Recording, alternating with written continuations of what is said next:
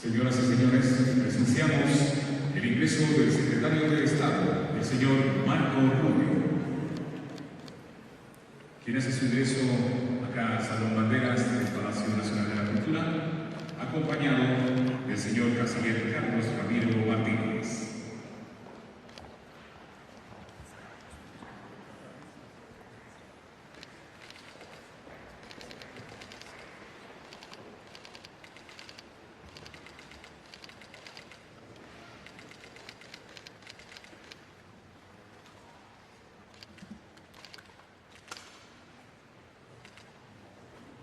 Y en este momento presenciamos también el ingreso de la señora vicepresidenta de la República de Guatemala, la doctora Karin Herrera.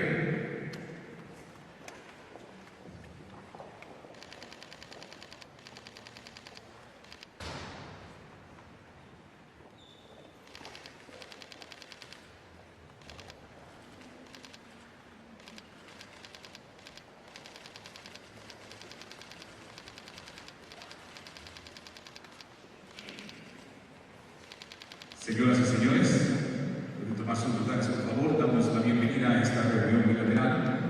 Y en este momento damos también la cordial bienvenida a los medios de comunicación que nos acompañan de cada una de las delegaciones. Tomamos nuestros lugares y dejamos inmediatamente la palabra a la señora vicepresidenta de la República de Guatemala. Guatemala, and now we give the floor to Mr. Marco Rubio, Secretary of State of the United States. Mr. President, thank you very much for having us and welcoming us so openly. You gave me so much time last night and this morning as well. I think this has been such an impactful visit that there was an earthquake that we felt. It's the first time I've ever felt an earthquake in my life. I was awake at 1 in the morning. I felt some movement. I thought maybe I was dizzy. I don't know. And then I realized this morning that no, there was a small earthquake. I'd never experienced that in Miami. So that was the impact of this trip. In all seriousness, thank you very much. First, I'd like to commend you for your commitment to democracy, to institutions. We said last night that democracy really is a modern moment. During most of the history of humanity, democracy has only existed for under 300 years approximately, and it's difficult, it's easy to write, hard to establish, because it's not hard to maintain, because it's not natural, the idea that people can govern themselves through the ballot box in a republic where they put the power in the hands of elected officials to determine the destiny of a country while always answering to the people again at the polls. That is not easy, and each era, each generation must defend it, and I'd like to commend you for your commitment to defending the institutions of a republic, and we will continue to work together with you so that you can achieve what you wish to achieve along that road. I'd like to thank you again for the commitment you've made regarding migration, which is an issue that affects us. Guatemala is a country that confronts all aspects of what's happening in our hemisphere. You are a destination, you are also a transit country, as well as you have had many people who have had to leave this country to seek out other opportunities. And on top of all that, you've had to face the fact that geographically you are in the middle of a massive drug and drug trafficking industry that uses your country as a transshipment point for moving this poison that is on its way to the United States, and I thank you for all of your cooperation, which we will continue to strengthen in order to intervene and prevent it not only from coming to the United States, but to prevent it from corrupting the institutions of this country and harming your economic plans. I'm very pleased to have signed that letter today in support of everything that we can do, but specifically the opportunity that exists for the Army Corps of Engineers of the U.S. to work together with your government to create preliminary plans that are necessary in order to build a modern port and everything that is necessary in order to have an economy that moves forward. These projects, as they progress, will create employment in the short term, and it in construction and labor, which is important because that builds a middle class, but in the long term, it will position Guatemala as a hub of economic activity in the region, a vision that takes some time to build, but it will be something positive and really revolutionary for the future of this country. We'd also like to thank you, and we're doing everything we can.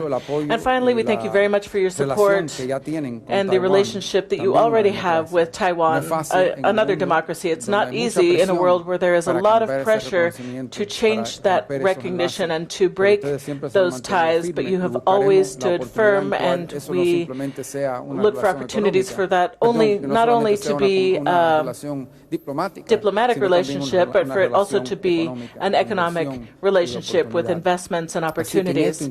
So in all of these areas, we will continue to work together, two peoples who are not only allies and neighbors, but we are united by a long history, and there are so many things that we have in common in our cultures and our cooperation. So I'd like to thank you, and briefly in English, if I may, I'd like to say a few words. And he speaks English perfectly well, just so you know, if you didn't know that. His English is perfect. His English is better than my Spanish.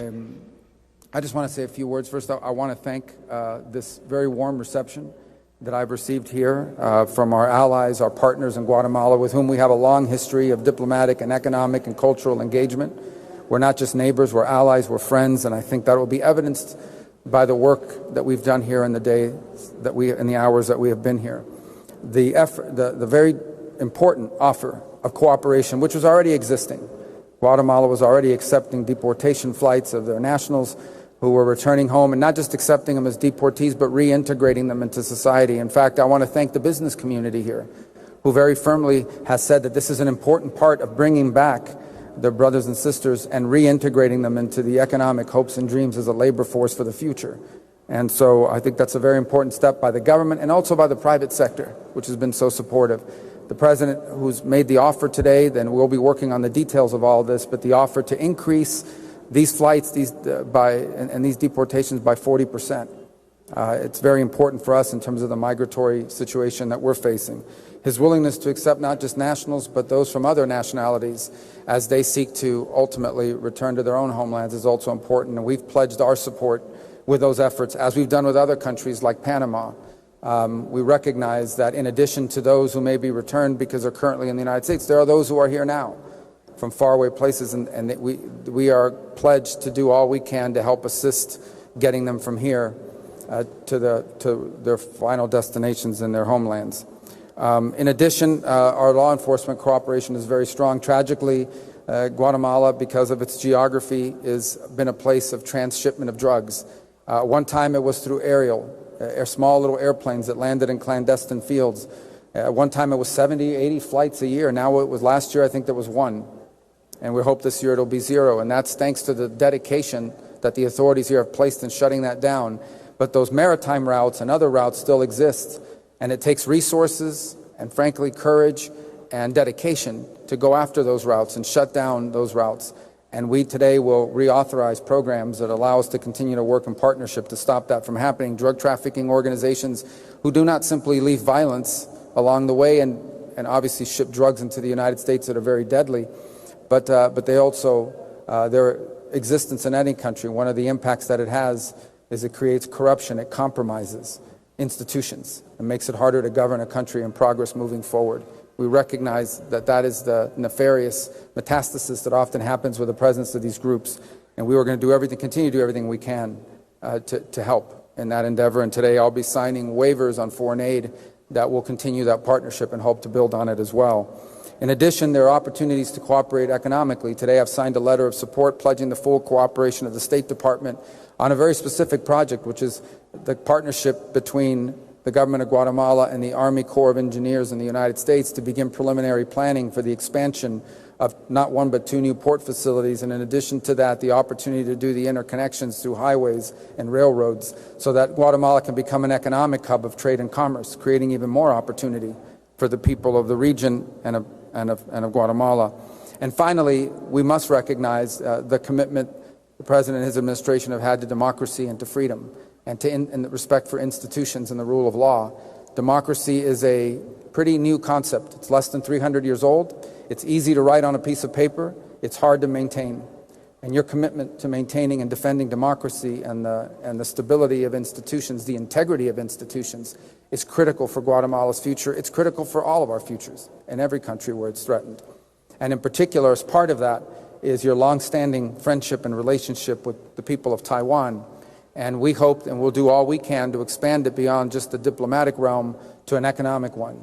We'll do all we can to facilitate more Taiwanese investment in the economy of Guatemala so that it can continue to grow into the advanced, prosperous 21st century economy that allows it to be a place where all of its people can flourish and prosper and leave their children better off than themselves.